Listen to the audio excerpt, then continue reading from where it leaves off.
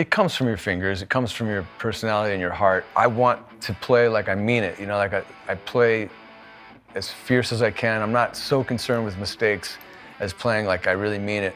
And I love melody, and I love, you know, vibrato. And for me as a kid, the guitar gave me confidence. It gave me a voice that I've always been a little quiet and shy. I don't have the greatest, you know, you'll be able to hear it when you see it online. I don't have the greatest talking voice or singing voice, but with the guitar, I feel more confident. It still feels that way. I still love it. I wake up every day. I can't believe I get to make a living and support my family playing 6 strings. You know, it's amazing. One of my sisters had Jeff Beck, Blow by Blow.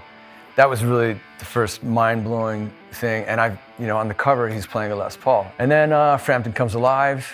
My little sister had Kiss and Queen and stuff like that. And I loved all of that stuff, and it made me want to play guitar. The Les Paul was the first guitar, but it was my second guitar. Because the first one was a copy of a Les Paul. I played this right here.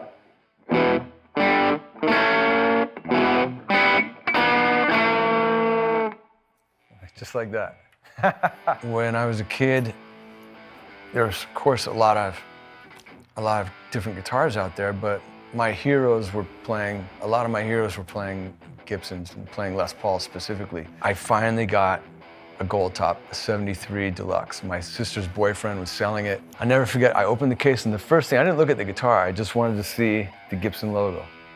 And I saw it, I'm like, yes! My buddy and I went down to see Ozzy Osbourne play at this theater in Philadelphia. And when they came out, I was about as far away as you are from me to Randy. That guy smoked my ass so bad, it was unbelievable. And I stood outside talking to my friend going, I'm just freaked out, you know? When I got out of school, I moved to California, I moved to LA and started playing in clubs and you know, started getting noticed by people, and I felt like, okay, I'm doing something right. I met this kid at the Troubadour, and he called me and he goes, hey Doug, you wanna go see Randy's playing tonight at the Whiskey? He's gonna sit in with Kevin DuBro's band. And I said, Randy? Randy who? And he goes, Randy Rhoads. I go, you mean the British guy from Ozzy's band? He goes, he's not British, he's from Burbank, California. I used to take lessons from him. I was like, no way, dude. No way. And he goes, yeah. So we went down to the Whiskey, we go inside, we go to the upstairs, go to the backstage door, you know it, knock on the door, and a bouncer's like, what do you kids want? And at the top of the stairs, there's Randy. He goes, hey, Eddie, come on, let those kids in, man, they're friends of mine. And I was walking up the stairs going, oh my God, that's him. Mind blown, you know? I've had an opportunity to play with all kinds of different amazing players. I always had at least 1 or 2 really nice Les Pauls in my arsenal, and I'd always record with it. People come to you and go, hey, try this, try that. You kind of go, oh, that's pretty cool, but I would always go back to my Les Paul. Something about it that, you know, you can try and reinvent the wheel, but it's still pretty much round, you know?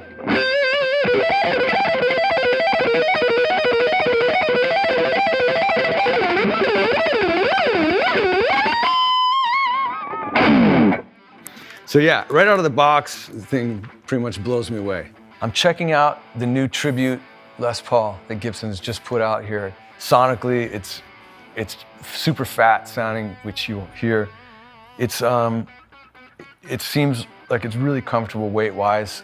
I actually have a bad back from playing guitar all these years, and so this is a nice guitar for somebody that's not going to have that problem, you know, down the road. You might think if a guitar is weight relieved, it might lose some tone, but obviously it hasn't. Rosewood fretboard. Feels great.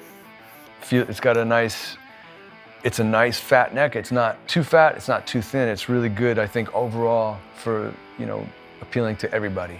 These pickups, one of the cool things about it is they feature the Alnico 2 magnets, which is really a tone magnet. These guys have been building pickups since the early 50s, or probably even before that. And they've got it down. And these are the 490, this is a 490 rhythm and a 490 treble pickup. One of the coolest things is in the front pickup is the Les Paul was always known for that woman tone, that really kind of very fat, very woo sound, you know, that sustains and really warm. It's just a beautiful sound. That's why somebody named it the woman tone. And the back pickup has got killer bite to it. and tons of attack. And in between is a whole new thing. It's a whole different thing. You get those pagey tones and jazzy tones, different things that, you know, you don't always want to be on the back pickup or the front pickup. You want to sometimes mix it up. You know, obviously I'm a rock player, heavy rock or whatever, heavy metal or blues. But the thing that's cool about a Les Paul, it's always been, is that you can use it in so many different genres, you know, from blues, obviously, to metal, but then the jazz things, the different tones you can get out of it.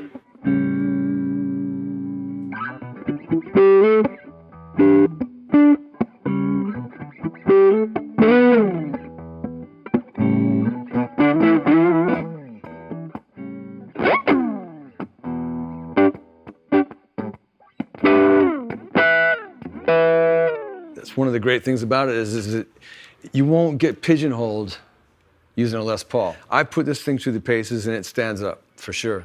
So for anybody looking to get into a real Gibson, this is a great place to start, and quality all the way through, really good.